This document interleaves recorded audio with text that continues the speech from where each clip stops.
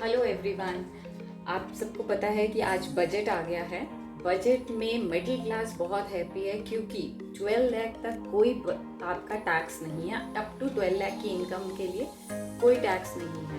और जो अगर सैलरीड एम्प्लॉयज़ हैं तो उनके लिए 12,75,000 की स्टैंडर्ड डिडक्शन हो गई है। न्यू स्लैब आई है, आप देखेंगे इसमें। आज हम देखते हैं क्या क्या था। न्यू स्लैब में आपका अप टू 4 लाख किसी का कोई टैक्स नहीं है।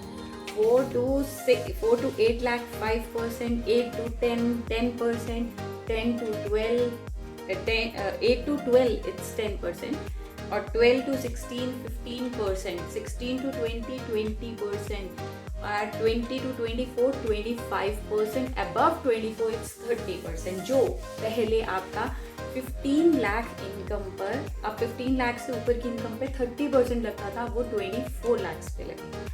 इसका सबसे बड़ा फायदा होगा FMCGs को, क्योंकि जितना कंज्यूमर के हाथ में मनी पार होगी उतना ही वो परचेज करेंगे। तो FMCG के शेयर्स मोस्ट प्रोबेबली मंडे को उठने ही वाले हैं, उस पर बहुत इम्पैक्ट आएगा।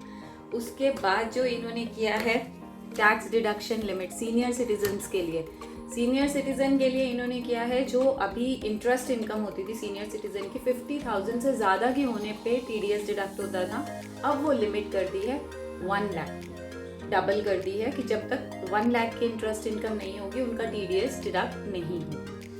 फिर इन्होंने TDS रेंट पेमेंट्स पे, जो हम रेंट पेमेंट करते थे उसका जो TDS था वो पहले 2.4 लाख पर एनम पर डिडक्ट करना होता था, अब वो लिमिट हो गई है 6 लाख, 2.4 की बजाय 6 लाख की हो गई है। MSMEs के लिए, MSME के लिए इन्होंने टर्म लोन्स किए हैं अप टू 20 करोड़ का टर्म लोन, और रिवीजन जो इसकी क्लासिफिकेशन थी वो इन्होंने रिवाइज कर दी है। पहले माइक्रो एंटरप्राइजेस थे, जो अभी था वो होता था 1 करोड़ से, अब इसकी रिवाइज कर दी है 2.5 करोड़। स्मॉल एंटरप्राइजेस पे अभी तक जो थे वो 10 करोड़ वाले जो थे, जो 10 करोड़ की इन्वेस्टमेंट जिसमें होती थी वो होते थे स्मॉल एंटरप्राइजेस, उसे रिवाइज करके कर दिया 25 करोड़ की इन्वेस्टमेंट वाले स्मॉल एंटरप्राइजेस में आएंगे, और 2.5 करोड़ वाले की इन्वेस्टमेंट वाले आएंगे माइक्रो में।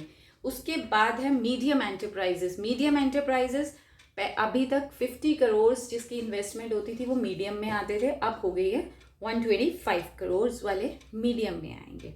MSME के लिए इन्होंने क्रेडिट कार्ड जो है वो भी स्पेशल डिज़ाइन करवाएंगे अप टू 5 लाख तक की लिमिट के लिए। इंश्योरेंस सेक्टर में FDI पहले 74% तक अलाउड थी, जो लिमिट थी उसकी, अब वो हो गई है 100%। और जो अपडेटेड रिटर्न्स, ITR के अपडेटेड रिटर्न्स फाइल करने के लिए अभी हमें असेसमेंट ईयर कंप्लीट होने के बाद 2 इयर्स मिलते थे, जिसे अब इंक्रीज करके 4 इयर्स का टाइम पीरियड दिया है अपडेटेड रिटर्न्स फाइल करने के लिए। और जो अब हाउस प्रॉपर्टी के लिए इनकम फ्रॉम हाउस प्रॉपर्टी है, उस केस में हमें क्या होता था, पहले एक ही सेल्फ ऑक्यूपाइड हाउस की हम एनुअल वैल्यू ले सकते थे, हमें अलाउड था कि सिर्फ एक को आप सेल्फ ऑक्यूपाइड मानते हैं। अब वो 2 हाउसेज अलाउ हो गए हैं कि 2 हाउसेज को एज सेल्फ ऑक्यूपाइड आप दिखा सकते हैं, एनुअल वैल्यूज में ले सकते हैं।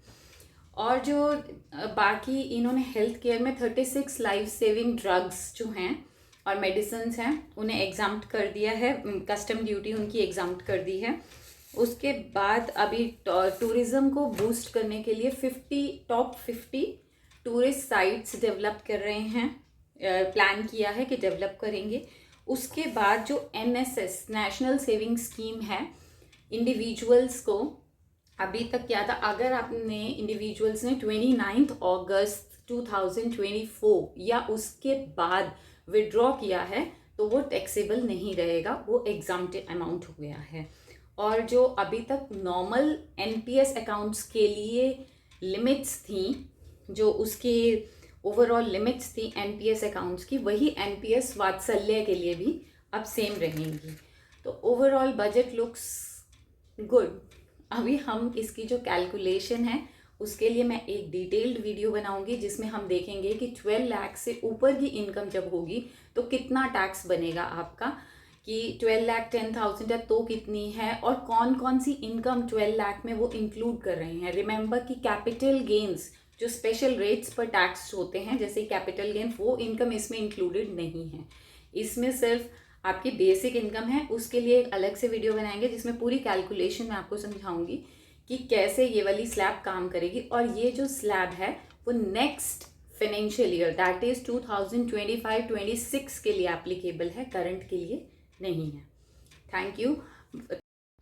आप लोगों को क्या लगता है कि बजट कैसा है? आप अपने व्यूज़ भी कमेंट में बताइएगा, और किसी और टॉपिक, किसी और पॉइंट पे बजट के अगर आपको क्लैरिफिकेशन चाहिए इनकम टैक्स स्लैब के लिए, मैं एक अलग वीडियो बनाऊंगी।